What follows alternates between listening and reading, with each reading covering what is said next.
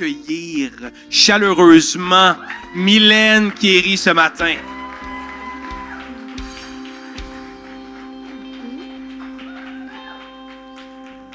Bon matin, bon matin. Je prends le temps de m'installer rapidement. J'espère que vous allez bien. Un beau dimanche comme aujourd'hui.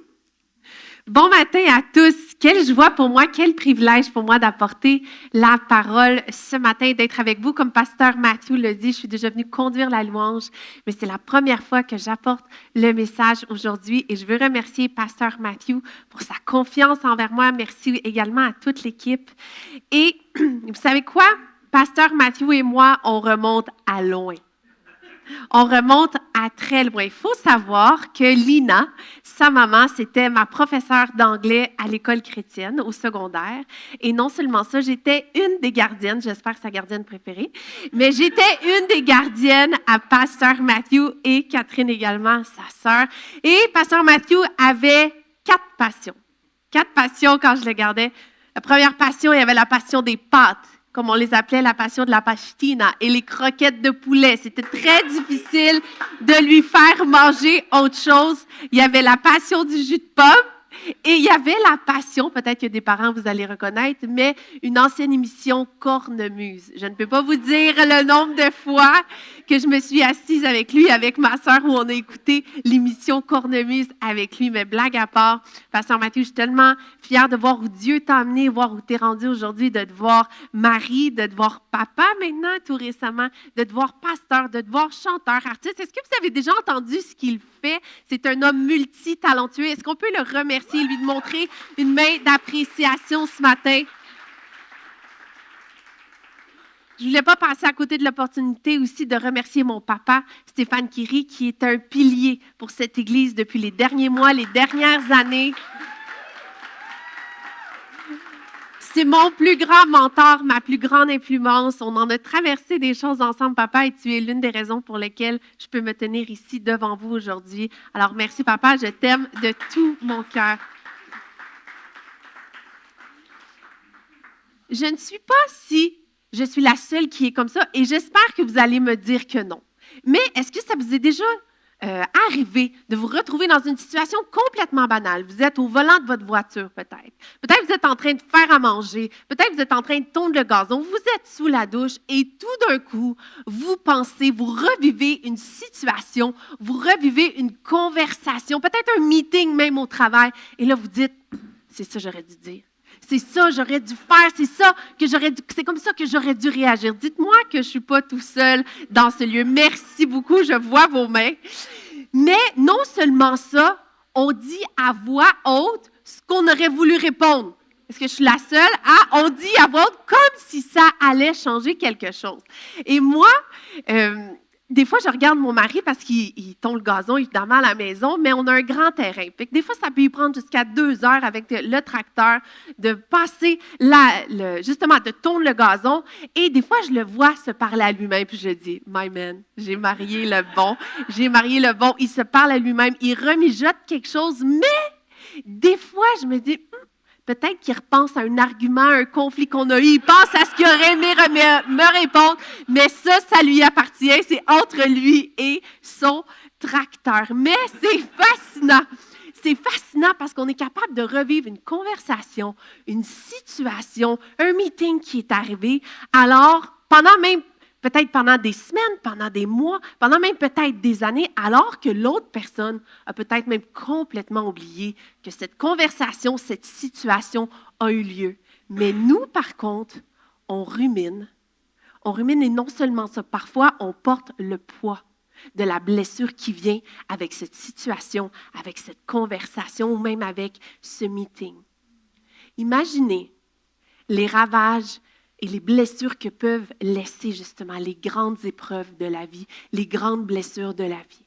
Si on parle d'abandon, quand on parle de divorce, quand on parle de rejet, imaginez tout ce que ça peut laisser comme trace en nous. C'est pourquoi Jésus a tant parlé du pardon.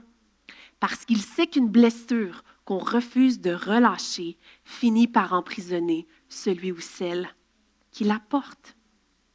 Et aujourd'hui, j'aimerais qu'on découvre ensemble que le pardon est la clé de la guérison et c'est le titre de mon message pour nous aujourd'hui.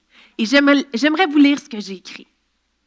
Pardonner, c'est une décision que l'on doit faire continuellement au quotidien, puisqu'il ne veut pas dire qu'on efface et qu'on oublie.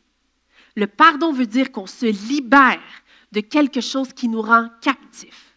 On relâche ce qui nous a fait mal et le pardon nous ouvre la voie sur notre avenir.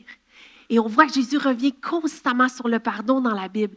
Il en parle dans le Notre Père, il en parle lorsqu'il enseigne sur les relations. Il raconte des paraboles sur le pardon. Il pardonne lui-même aux pécheurs, comme on l'a vu dans la communion ce matin, jusqu'à son dernier souffle. Qu'est-ce qu'il dit? Père, pardonne-leur. Si Jésus revient aussi souvent sur le sujet, c'est parce qu'il sait qu'il n'y a pas de véritable liberté sans pardon. Amen. Et avant de savoir, oui, on peut applaudir. Et avant de savoir comment pardonner, il faut d'abord comprendre ce qu'est réellement le pardon. Et c'est mon premier point pour nous aujourd'hui. Comprendre le pardon et pourquoi il est important de pardonner. Et j'aimerais qu'on lise ensemble dans Éphésiens chapitre 4, puisque au verset 31 et 32, puisqu'il y a 3 choses que ce texte nous explique par rapport au pardon. Mais avant qu'on lise ensemble, je veux juste vous expliquer quelque chose. Lorsque Paul écrit cette lettre aux Éphésiens, il s'adresse à des croyants. Il s'adresse à des croyants qui eux aussi ont des relations compliquées, qui ont des conflits, qui ont des blessures. Et qu'est-ce qu'il leur dit? Il ne leur dit pas simplement d'être plus gentils, il leur rappelle d'abord tout ce que Dieu a fait pour eux. Puis il leur dit, maintenant que vous avez reçu cette grâce, vivez à votre tour cette grâce envers les autres. Parce que le pardon ne commence pas par ce que nous faisons pour les autres, il commence par ce que Dieu a fait pour nous. Alors on lit ensemble Éphésiens 4, versets 31 et 32. Que toute amertume, toute fureur, toute colère, tout éclat de voix, toute calomnie et toute forme de méchanceté disparaissent du milieu de vous. Soyez bons et pleins de compassion les uns envers les autres. Pardonnez-vous réciproquement comme Dieu nous a pardonnés en Christ.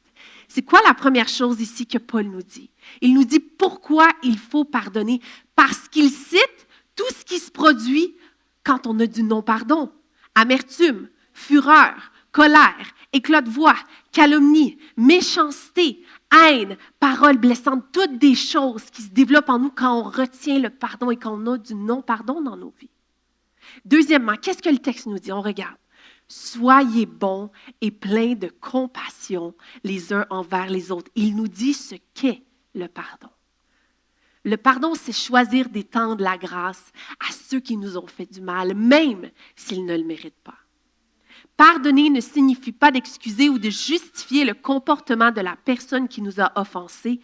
Pardonner, c'est choisir de relâcher l'offense et dire non aux mensonges qui accompagnent l'offense, pour laisser Dieu commencer son œuvre de guérison dans notre cœur. Et j'aimerais faire une petite parenthèse parce que je pense que c'est important d'expliquer une certaine nuance. Pardonner ne veut pas dire tout tolérer. Pardonner ne veut pas dire tout accepter. Et pardonner ne veut pas dire nécessairement de se réconcilier. La réconciliation, ça implique 2 personnes. Le pardon, par exemple, ça commence dans un seul cœur, dans le nôtre. Et je trouvais important de dire ce matin, si vous êtes quelqu'un ici et vous vivez une situation d'abus, de violence, de manipulation, mon message aujourd'hui n'est pas de vous dire de retourner dans cette situation. Et c'est pas ce que Dieu veut pour vous non plus. Ce que Dieu vous invite à faire aujourd'hui d'abord, c'est à lui remettre votre blessure pour qu'il commence son œuvre de guérison dans votre cœur. Le pardon ne change peut-être pas toujours la personne qui nous a blessés, mais il change toujours celui ou celle qui choisit de pardonner. Je ne sais pas si vous connaissez Corrie ten Boom. Corrie ten Boom, son histoire m'a profondément marquée. Lorsqu'on était plus jeune avec ma famille, mes parents nous ont emmenés dans les Pays-Bas justement pour qu'on aille visiter sa maison. Il faut savoir que Corrie ten Boom est une survivante de la Deuxième Guerre mondiale et elle et sa famille ont sauvé des milliers de Juifs. Et j'ai une photo où je me rappelle, je suis justement dans la pièce où elle et ses parents cachaient des milliers de Juifs. Ils ont sauvé la vie de milliers de Juifs. Et quand les nazis venaient pour vérifier justement si les gens cachaient des Juifs, eh bien, ils n'arrivaient pas à les trouver à cause de la pièce qu'ils avaient construite. Mais un jour, ils ont été dénoncés. Et ils ont été emmenés, toute sa famille, dans les camps de concentration. Et malheureusement, elle a vu toute sa famille se faire tuer. Et elle a été la seule survivante. Et je suis toujours très impactée par son histoire. Parce qu'un jour, elle racontait, des années plus tard, elle racontait son témoignage sur le pardon. Alors qu'elle termine, il y a un homme qui demande à la voir. Et alors qu'il arrive devant elle, il lui dit, « Je fais partie de ceux qui t'ont maltraité, qui t'ont humilié et qui ont tué ta famille. » Et il lui demandait pardon. Et sur le coup, elle a refusé de pardonner. Et je pense qu'on peut comprendre pourquoi. Mais après, elle raconte qu'avec l'aide de Dieu et un acte de volonté, elle est retournée vers lui, elle lui a tendu la main et elle a choisi de pardonner. Et elle a popularisé cette phrase au travers d'un livre qu'elle a écrit. Le pardon est un acte de la volonté et la volonté peut agir peu importe ce que le cœur ressent. Elle a choisi de faire ce pas vers le pardon. Elle a pris la décision de pardonner alors que son cœur était blessé. Son cœur était certainement encore meurtri. On peut juste imaginer tout ce qu'elle a vu et tout ce qu'elle a enduré. Mais elle avait saisi ce que le texte nous enseigne troisièmement dans Éphésiens, pourquoi nous pouvons pardonner. Et on peut le remettre à l'écran. Pourquoi nous pouvons pardonner? Parce que Dieu nous a pardonné en Christ. Il dit, pardonnez-vous réciproquement, parce que Dieu nous a pardonné en Christ. Dieu ne nous demande jamais d'offrir quelque chose qu'il ne nous a pas offert en premier. Avant de nous demander de pardonner, il nous a lui-même pardonné. On ne pardonne pas pour mériter le pardon de Dieu. On pardonne parce que nous avons été pardonnés. Et notre pardon envers les autres devient la preuve que la grâce de Dieu a véritablement transformé nos cœurs. Et j'ai lu un livre qui m'a profondément touchée. Un livre qui s'intitule, je l'ai traduit parce que je ne crois pas qu'il existe en français, Le don du pardon, The Gift of Forgiveness. Et c'est une autrice qui a décidé de rassembler plusieurs témoignages de pardon, justement de gens qu'on considère qu'ils ont pardonné l'impardonnable. Et il y a une histoire qui est venue me chercher, qui m'a profondément marquée. Et c'est l'histoire d'un homme nommé Ron Hall, qui un jour a décidé d'avouer son infidélité à sa femme qui s'appelait Debbie. Et la réponse de Debbie en a surpris plus d'un. Croyez-moi, je pense qu'elle va vous surprendre aussi, et elle m'a surpris. Et je vous la lis.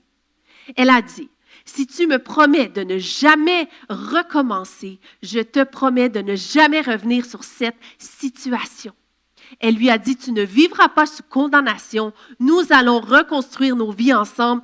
Tu es pardonné. » Et elle n'a jamais reparlé de son infidélité. Et l'autrice dit, lui s'est engagé à faire tout ce que sa femme lui demanderait. Je me demande pourquoi, n'est-ce pas? Est-ce que les femmes dans ce lieu, on peut dire un Amen? Mais un jour, Debbie a fait un rêve. Il faut comprendre qu'elle était très impliquée auprès des sans-abri de sa communauté. Et puis, elle a fait un rêve, elle a vu un homme dans un rêve, elle ne connaissait pas son nom, mais elle a vu son visage. Et quand elle s'est réveillée, elle a dit à son mari, « Je dois retrouver cet homme, Dieu me demande d'aider cet homme. » Alors un jour comme les autres, elle se présente à son bénévolat. Et puis, il y a un homme qui rentre, un homme violent. Un homme violent, tout le monde va se cacher parce que les gens le connaissent. Tout le monde va se cacher, ils ont peur de lui parce qu'ils savent qui il est et ce qu'il est capable de faire. Mais Debbie, elle ne va pas se cacher. Debbie, elle se met à sauter de joie. Elle dit, c'est lui que Dieu m'a montré. Je peux juste imaginer la face des autres dire, « Eh boy, celle-là, elle ne tient pas à la vie aujourd'hui. » Mais non, c'est le visage de l'homme que Dieu lui avait montré dans son rêve qu'un jour elle allait aider. Et cet homme, son nom, c'était Denver. Et elle est rentrée chez elle et elle a dit à son mari, « Tu vas devenir amie avec cet homme. » Et qu'est-ce que je vous ai dit? Son mari s'était engagé de faire tout ce que sa femme lui demanderait. Fait qu'il n'avait pas le choix de devenir ami avec cet homme. Mais il faut savoir que Denver avait vécu l'esclavage, il avait été torturé injustement, il avait vécu une vie difficile qui l'avait emmené dans les conditions où il était rendu.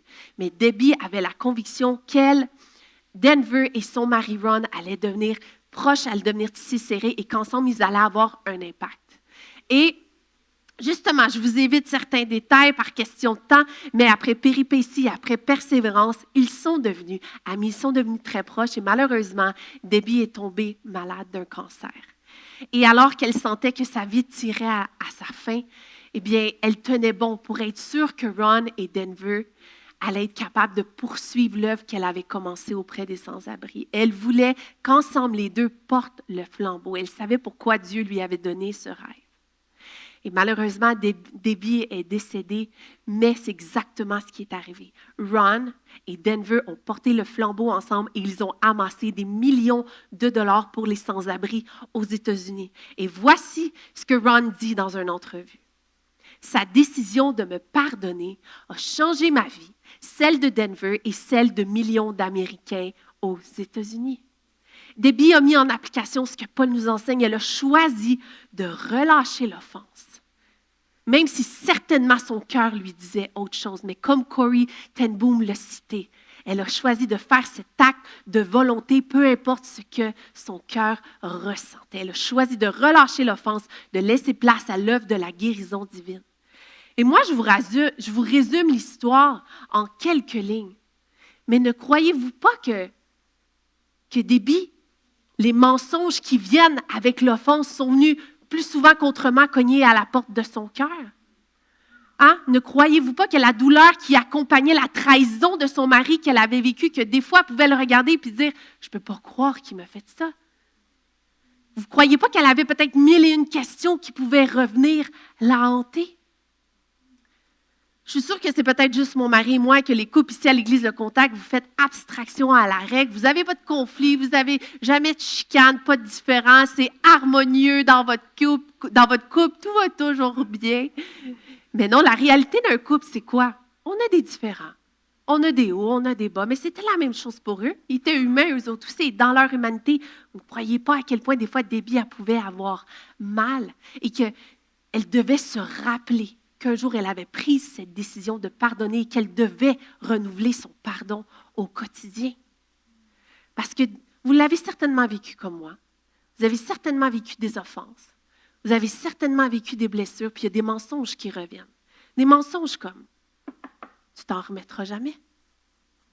Tu ne peux plus faire confiance à personne. Tu ne peux plus faire confiance à personne. Ils vont te trahir encore. Tu vas peut-être souffrir toute ta vie. Un mensonge comme tu dois lui faire payer, tu dois te venger. Mais non, Debbie a pris la décision de pardonner. Elle a choisi de ne plus laisser les mensonges avoir le dernier mot. Elle a choisi de pardonner comme Dieu l'avait pardonné. Et regardez le résultat de sa vie, de celle de Denver, de celle de son mari et de millions d'Américains aux États-Unis. Elle a choisi d'étendre la grâce à celui qui avait fait mal et elle a découvert ce que Dieu veut pour chacun d'entre nous, la vérité, la liberté, qui se trouve dans le pardon, qui est la clé de la guérison. C'est mon deuxième point pour nous aujourd'hui. Pardonner nous permet de guérir. Est-ce que le pardon peut changer notre passé? Est-ce que le pardon pouvait ramener la famille de Corrie ten Boom? Est-ce que le pardon pouvait effacer toutes les sordités qu'elle a dû vivre? Non. Est-ce que le pardon pouvait changer le passé de Debbie? Est-ce que son pardon pouvait effacer l'infidélité de son mari? Non. Le pardon ne peut pas changer notre passé, mais le pardon peut changer notre futur. Il nous ouvre la voie sur l'avenir. Nous ne sommes pas responsables de l'offense qui nous a été faite, mais nous sommes toujours responsables du comment nous allons répondre à cette offense. Est-ce qu'on va répondre avec vengeance, avec amertume, avec colère, tout ce qu'on a vu que le non-pardon produit en nous? Ou est-ce qu'on va choisir de pardonner pour débuter le chemin de guérison et découvrir cette liberté qui se trouve de l'autre côté de notre décision de pardonner? J'aimerais qu'on regarde ensemble dans Matthieu 18, versets 21 et 22, quand Pierre demande à Jésus combien de fois il faut pardonner. On lit le texte ensemble et après, je vous explique. Alors Pierre s'approcha de Jésus et lui dit, « Seigneur, combien de fois pardonnerai-je à mon frère lorsqu'il aura péché contre moi? Est-ce que ce sera jusqu'à 7 fois? » Jésus lui dit, « Je ne te dis pas jusqu'à 7 fois, mais jusqu'à 70 fois 7 fois. » Et pourquoi Pierre dit 7 fois? Le chiffre parfait, 7. Et moi, je ne sais pas pour vous, mais j'aime m'imaginer les personnages, les disciples, leur caractère, leur attitude, leur réaction. Et la série The Chosen a grandement contribué à ça parce qu'elle a humanisé les personnages que l'on lit au quotidien. Hein? Est-ce que je suis la seule ici? Non? Parfait. Donc moi, je m'imagine Pierre. OK, là, c'est le fruit de mon imagination. Là, c'est pas écrit dans la Bible, mais c'est le fruit de mon imagination. Donc, je vous l'explique comment je l'imagine. Mais avant, il faut savoir que selon la tradition rabbinique, les rabbins enseignaient que lorsqu'une offense était commise, on était tenu de pardonner jusqu'à 3 fois notre offenseur, le même offenseur. Et la 4e fois, basta, on n'était plus tenu de pardonner. Fait que Pierre ici, il se pense bon. Il se pense généreux. Hein? Il veut impressionner Jésus, dire hey, « moi, je vais être généreux. » Lui, il me demande 3 fois, moi, je vais dire 7. Le chiffre parfait, je vais miser dans le 1000. Fait que là, je l'imagine, il y a tous les disciples qui sont là. Moi, c'est comme ça que je lis ma Bible. Il y a tous les disciples qui sont là, puis il dit « Hey, boys, checkez bien ça. Checkez bien. Jésus, combien de fois il faut pardonner? Hein? 7 fois. Checkez, boys. 7 fois, Jésus. Ah, je suis généreux dans ce que je te demande 7 fois. Et là, j'imagine juste Jésus faire « Eh boy, mon petit Pierre, viens ici, je vais t'expliquer. » Il prend par l'épaule, il tape sur le chest comme ça, il dit « 7 fois! » Il regarde les disciples. Checkez bien ça, boys. Rajoute un 70, un fois 70 devant ton 7. Imaginez la réaction des disciples qui fait « Hé, Pierre, tu te l'es fait dire! » Juste la réaction de Pierre de dire « Il faut que je rajoute fois 70. » Ça veut dire que Jésus me demande de pardonner mon même offenseur 490 fois. Qu'est-ce que Jésus essaie de nous enseigner ici? Est-ce qu'il essaie de mettre un chiffre au nombre de fois que l'on doit pardonner? Non. Ce que Jésus nous explique, c'est qu'on ne doit jamais tenir compte du nombre de fois qu'on pardonne. On doit toujours pardonner. Ce n'est pas une question de chiffre, c'est une question de cœur. Et Jésus n'a pas seulement enseigné sur le pardon. Jésus a prouvé à multiples reprises qu'il a offert son pardon. Lorsqu'on lit l'histoire du paralysé qui est descendu du toit, lorsqu'on lit l'histoire de la femme adultère, lorsqu'on lit l'histoire de la femme qui a versé son parfum sur les pieds de Jésus, et comme on l'a vu tantôt encore dans la communion, sur la croix, à son dernier souffle, aux brigands, à ceux qui l'ont pardonné, il a prouvé qu'il avait aussi à multiples reprises offert son pardon. Jésus n'enseignait pas seulement, il ne prêchait pas seulement sur le pardon, c'était au cœur même de sa mission, ici, sur terre, quand il est venu sur terre.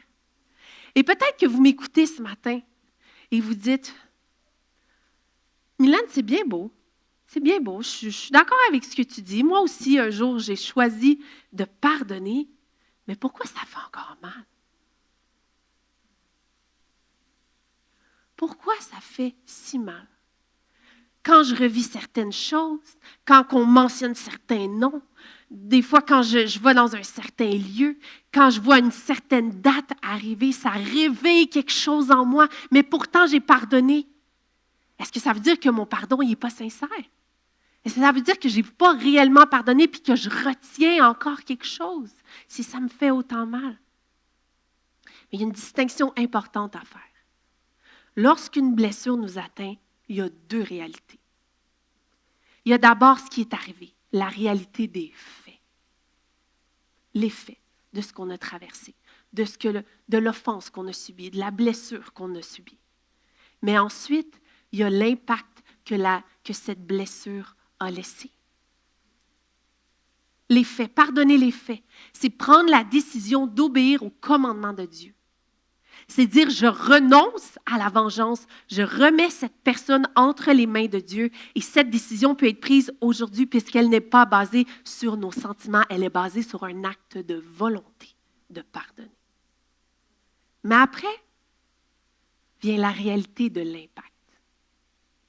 Et l'impact, c'est de marcher le chemin de la guérison de ce que cette blessure, cette offense nous a coûté.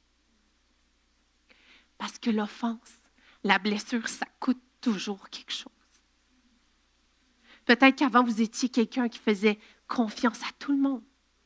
Puis aujourd'hui, vous vivez dans la méfiance. C'est très difficile pour vous de faire confiance à quelqu'un et ça vous coûte quelque chose dans votre quotidien. Peut-être que vous avez peur. Vous avez développé des peurs suite à cette offense-là qu'on vous a fait. Aujourd'hui, vous vivez, vous portez cette peur-là. Peut-être que vous étiez quelqu'un d'extraverti qui aimait les gens, qui aimait être à l'église, qui aimait parler avec tout le monde, qui aimait aller dans les barbecues. Mais là, vous vous retrouvez à être cette personne qui s'isole à cause de ce que vous avez subi. L'offense coûte quelque chose. Peut-être qu'il y a quelqu'un qui a pris votre cœur, puis qui l'a écrasé comme ça, puis votre cœur est en 1000 morceaux.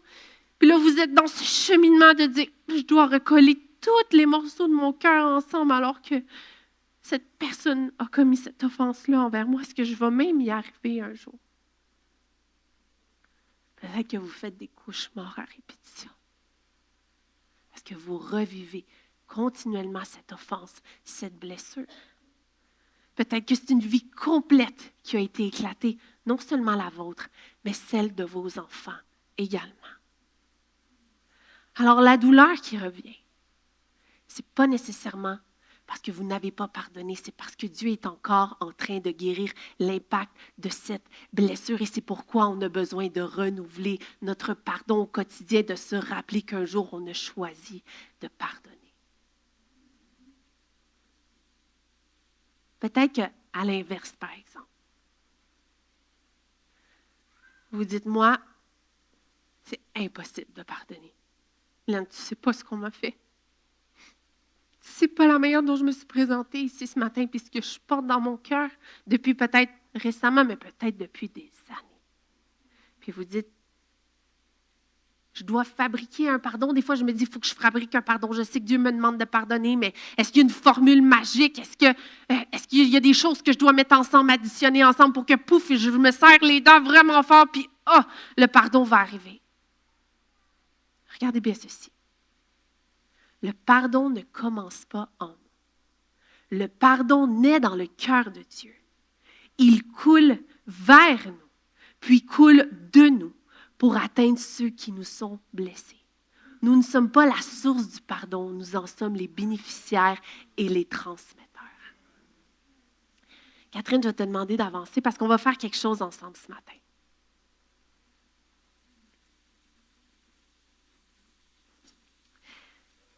J'ai préparé 10 cartes. Merci.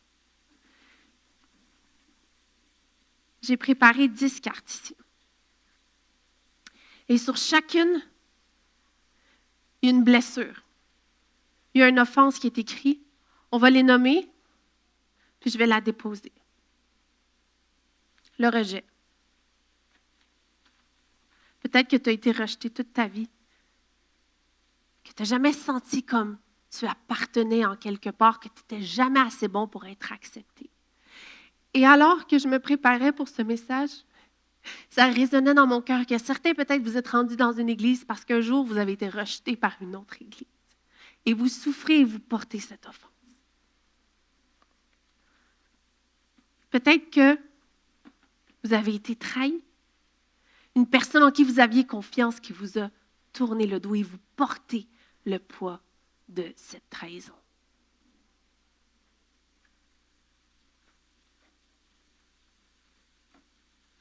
Peut-être que vous avez vécu de l'abus physique, l'abus sexuel, de l'abus émotionnel, de l'abus spirituel, et quelqu'un a usé de sa force, de sa position, et vous avez mal. Vous avez mal encore aujourd'hui et vous portez le poids de cette offense. Peut-être qu'aujourd'hui, par le passé, vous avez traversé un divorce qui a fait complètement éclater votre vie et celle de votre famille. Et vous portez encore le poids de cette blessure et vous vous demandez comment un jour vous allez vous en sortir. Peut-être que vous souffrez d'abandon.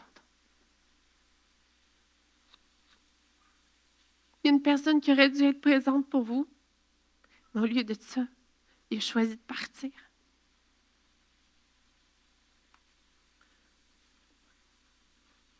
Paroles blessantes. Peut-être que ça sonne anodin pour quelqu'un, mais il y a des paroles qui résonnent encore dans vos cœurs, des paroles blessantes qui sont venues laisser des traces. Et ça résonne et ça continue de résonner et vous n'êtes pas capable de relâcher cette offense. Infidélité. Peut-être que vous avez vu les vœux de votre mariage se briser. Vous espériez une vie et vous espéreriez vieillir vieux avec cette personne, avec votre conjoint, avec votre conjointe. Elle a brisé les vœux de votre mariage. Vous avez l'impression que vous n'allez jamais vous en remettre. Peut-être que vous avez vécu avec un parent absent. Ils étaient là, à la maison, mais ils laissaient un vide. Et dans des moments cruciaux dans votre vie, ils n'étaient pas présents pour vous et votre parent absent a causé bien d'autres offenses dans vos vies. Peut-être que vous avez été humilié. Peut-être que vous avez été humilié. On vous a exposé, on vous a rabaissé. Et aujourd'hui, vous portez encore cette honte. Peut-être que vous avez subi de l'injustice. Vous n'avez pas obtenu gain de cause. Vous n'avez pas obtenu d'explication. Et encore aujourd'hui, vous attendez une certaine réparation pour justement avoir cette gain de cause. Mais vous avez ce sentiment d'injustice qui ne vous quitte pas et vous n'êtes pas capable de passer par-dessus. Et je ne sais pas laquelle de ces cartes représente votre histoire. Peut-être que je ne l'ai pas nommée. Mais que vous pourriez prendre une carte ici ce matin, puis venir l'accrocher, puis dire, voici ma blessure, voici mon offense. Mais vous savez quoi?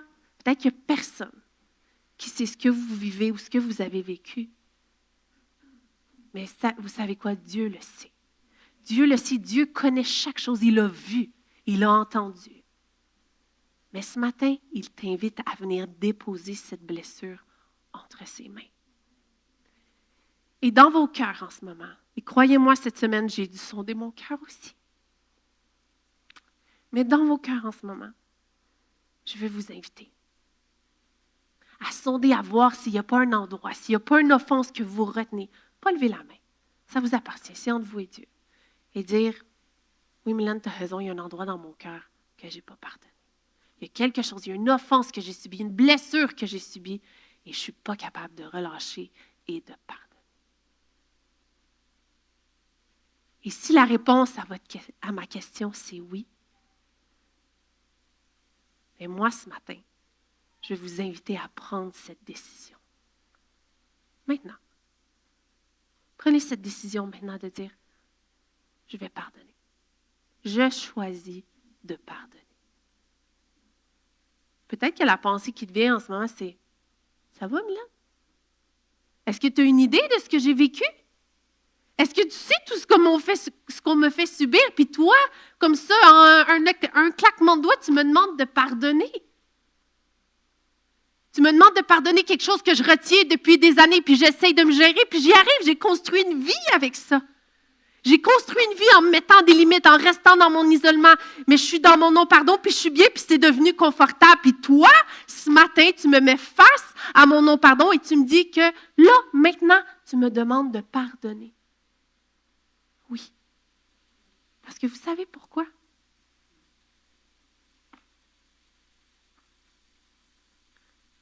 J'ai 10 cartons rouges ici. Et si j'avais la chance, je vous en remettrais chacun un, puis vous viendriez vous-même l'accrocher sur l'offense qui vous a été faite. Mais je vais le faire à votre place. Et pourquoi? On est capable de prendre cette décision de dire « Je vais pardonner aujourd'hui ». On va lire à l'écran ensemble. Aujourd'hui, je choisis de pardonner cette personne pour ce qu'elle m'a fait. Et là où mes émotions ne sont pas encore rendues, je fais confiance au sang de Jésus pour me rappeler que son pardon est plus grand que ma blessure et que sa grâce est suffisante pour poursuivre son œuvre de guérison en moi.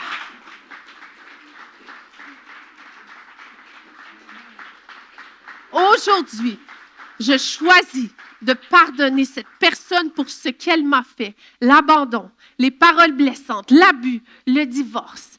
Et je fais confiance que même si mes émotions ne sont pas encore rendues, le sang de Jésus, je fais confiance au sang de Jésus pour me rappeler que son pardon est plus grand que ma blessure et que sa grâce est suffisante pour poursuivre son œuvre de guérison en moi. Surely the blood will cover it. Son œuvre de guérison en moi.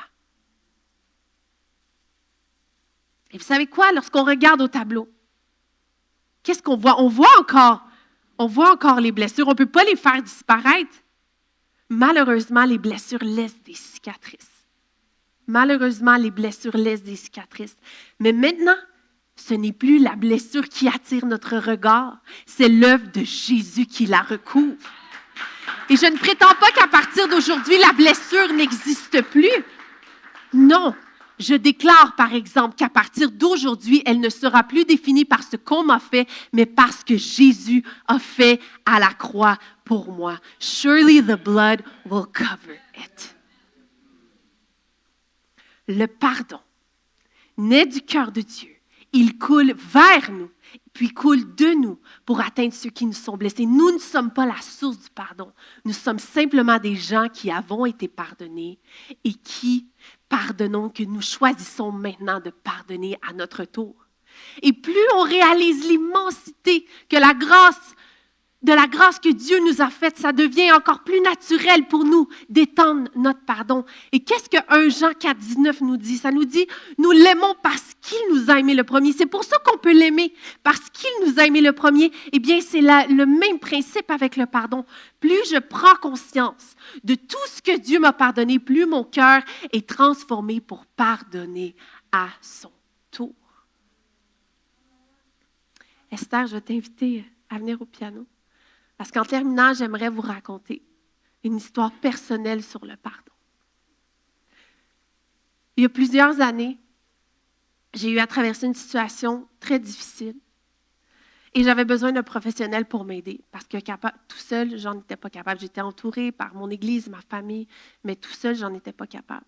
Et il est arrivé un jour où est-ce que je sortais d'une séance de thérapie où on avait adressé le pardon. Et tout en moi faisait mal. J'étais une boule de douleur. Et je souffrais tellement, puis je me disais, et je disais à mon thérapeute, comment c'est possible de pardonner?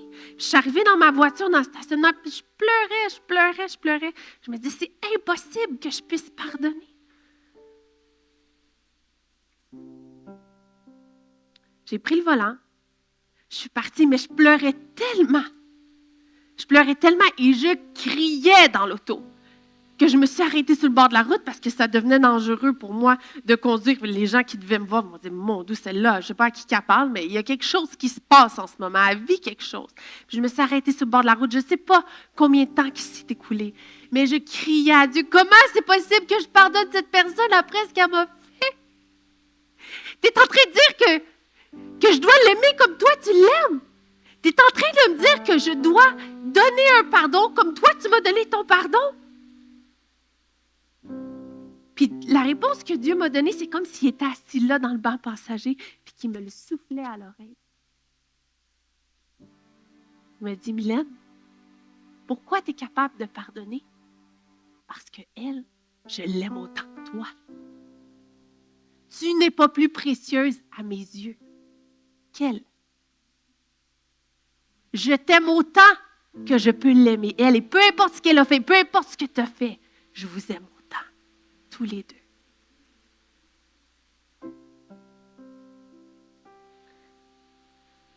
Et c'était des pleurs et des pleurs et des pleurs de douleur, mais je sentais que je devais sceller ce que je venais de recevoir. J'ai pris mon téléphone, j'ai écrit à cette personne et j'ai dit, je te pardonne. Dieu t'aime et tu es précieuse à ses yeux. Vous ne savez pas les larmes de douleur qui coulaient sur mon visage? Parce que mes émotions n'avaient pas envie de pardonner. Mais là où mes émotions ne sont pas encore rendues, je fais confiance au sang de Jésus pour me rappeler que son pardon est plus grand que ma blessure et que sa grâce est suffisante pour poursuivre son œuvre de guérison en moi. Et j'ai réalisé quelque chose. Cette citation qui dit « Pardonner, c'est de libérer le prisonnier et de se rendre compte que le prisonnier, c'était soi-même. » Dieu cognait à la porte de mon cœur cette journée-là parce qu'il savait la liberté qui se trouvait de l'autre côté du pardon pour moi. Et croyez-moi que si je n'avais pas pris la décision de pardonner, je ne serais pas ici devant vous aujourd'hui. Mais je ne vous cacherai pas que je marche encore ce chemin de guérison des fois et que je dois me rappeler et renouveler mon quotidien. Renouveler mon pardon au quotidien, pardon. Parce qu'il n'est pas basé sur mes émotions, il est basé sur un acte de volonté, mais il est basé en reconnaissant ce que Dieu a fait pour moi pour qu'alors je puisse offrir mon pardon en retour. Et aujourd'hui, je vais vous inviter à pencher la tête et à fermer vos yeux. Que votre situation elle ait été nommée ce matin ou non. Si vous êtes dans une situation où vous avez besoin de relâcher et pardonner, je veux vous inviter à lever la main. Il n'y a personne qui vous regarde ce matin. C'est entre vous et Dieu, mais moi, j'ai les yeux fermés. Je ne regarde pas.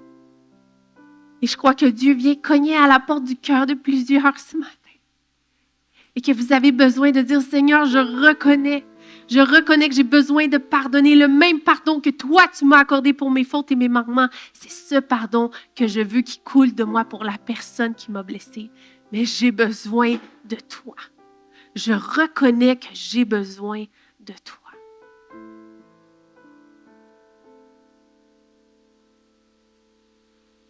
Je sens qu'il y a quelqu'un qui est tiraillé dans ce lieu. Même si tu n'as pas la force de lever ta main, Dieu voit ton cœur. Il voit tout ce que tu as traversé. Il voit ce que tu as vécu. Il voit ce que tu portes en ce moment. Il voit les injustices qui te sont commises. Seigneur, tu vois les cœurs. Seigneur, tu vois les mains levées. Seigneur, je te prie, Seigneur, que tu viennes les rencontrer comme tu m'as rencontré moi dans ma voiture. Et qu'ils puissent ressortir d'ici différemment de la manière dont ils sont rentrés. Parce qu'ils vont avoir pris cette décision de pardonner. Ils vont goûter à cette liberté qui se trouve de l'autre côté du pardon, même si ça fait mal.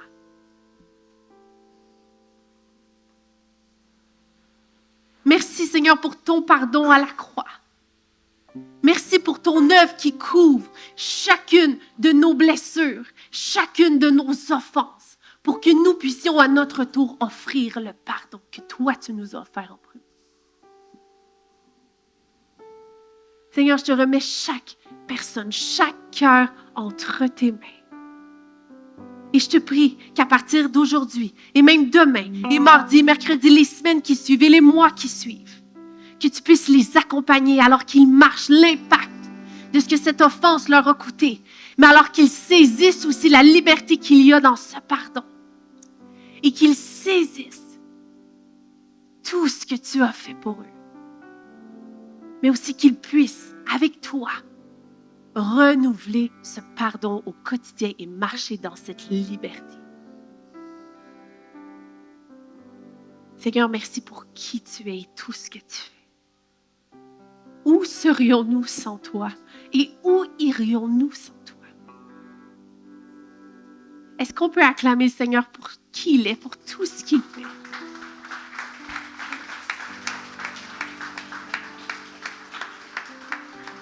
Et en terminant, on va chanter ce chant qui dit « Sois élevé, élevé plus haut. Ton nom est vie, ton nom est espoir, courage et force. » Alors chantons.